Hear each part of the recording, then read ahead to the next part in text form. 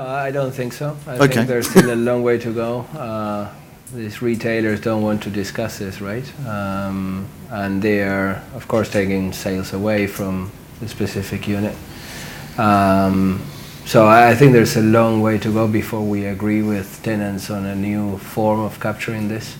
I think the compromise should be in the form of what's happening through click and collect outside of your store, go through your register because they pick up there. They don't want to give away those sales, and I think they have a point. It's also true that when the customers goes into these stores to pick up, sometimes they buy again or they buy in the next door shop. So I think that would be a good compromise from our side also, because we're going to benefit from that footfall basically. But we're miles away from agreeing a new standard in terms of what's going to go into the leases. Needless to say, in the UK we don't even talk about turnover rents, right? I mean, there's in many countries many different situations still. The debate is out there, but we're still miles from agreeing on how to capture these sales, basically. What we're tending to talk about a lot more, and I agree, there is no agreed answer around how you judge that performance in units. Still, when we are transacting shopping centres, investors want to see the rent to sales ratio, as do retailers, even though they acknowledge that is only part of the story now.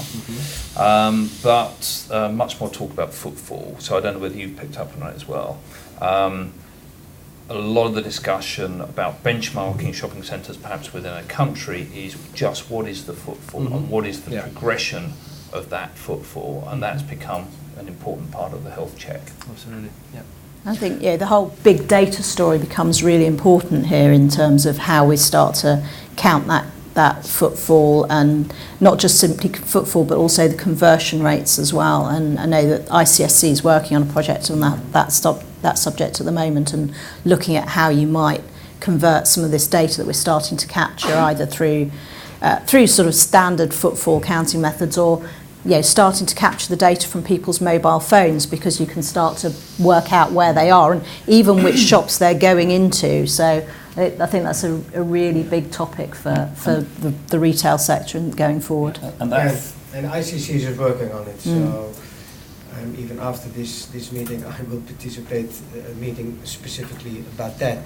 And it's also, landlords are a bit ambiguous here, because on the one hand we want to see solid cash flows, and on the other hand we are starting to complain that the system is not 100% valid anymore.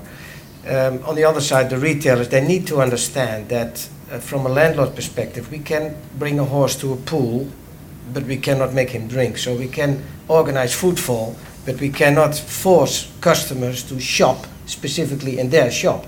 So if they do a lousy job in the store, then they can complain, but if the footfall rises in the shopping center, something is wrong with the retailer, not with the center or with the landlord. So how to measure this? I think it's a very delicate question. It will take quite a few years. Yeah, I think, sorry. Florencio is right in that it's too early to judge, but we can see the outside pieces of the jigsaw. There are certain things that are already obvious, like the importance of food and drink, the importance of dwell time, making the centre an event. So we have in our portfolio a very good urban centre in a place called Darmstadt, which is just outside Frankfurt. It's a wealthy city. 14 million people, coming back to your metric, 14 million people a year go through there. Not all of them shop. We have a food court down below, which is rather functional, smells a bit, and we need to improve it. So I think we've taken that one on board. We're to invest in that, and that will improve the rest of the centre. And people have been getting away with smelly and functional food courts for quite a while. Yeah, and the other thing we haven't talked about, and it's linked to footfall and just getting customers past the shop, is the importance of having a shop to promote the brand. Okay. So we were talking last night about the amount of renovation and redevelopment of shopping centres that's going on at the moment.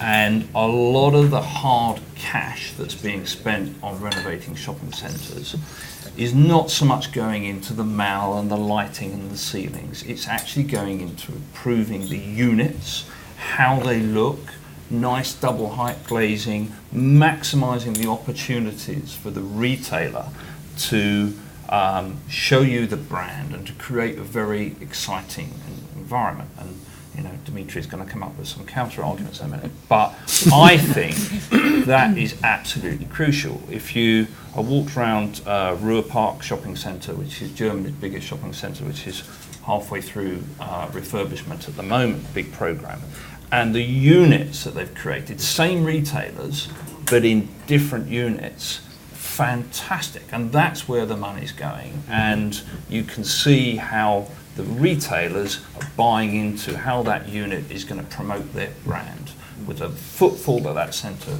generates. And I think that's one of the most important elements as to why retailers will continue to want shops, because it's important to their brand strategy. John, adding to that, you know, I don't know if you have seen the latest concept of the Inditex brands, right? So the Stradivarius, the Bershkas, all of this. Their stores are just in your face, right? I mean, they're really nice colors, plasma screens, so they catch your eye. You know, everything they do now is kind of attracting you into the store, right? To your point, you know. Yeah. And that's, you know, that makes them very much more successful than others, and you know, so the level at which these retailers will have to start performing, in the sense of catching those customers into and making them go into their stores, it's gonna, you know, it's gonna be cutthroat. You know, there's gonna be really lots of fit out improvements coming through. You know, we see that as a trend also. Yeah. And I think the brand story is really important. I think retailers are starting to really understand how important the physical stores are as part of their brand and their marketing. And some retailers, as they've started to rationalise their portfolios on the basis that actually the smaller centres can be serviced by the internet, are actually discovering when they shut those shops, their internet sales in the local area go down because they don't have that store providing the marketing front for the brand. So I think that whole brand awareness is becoming much more important in retailers' minds as well.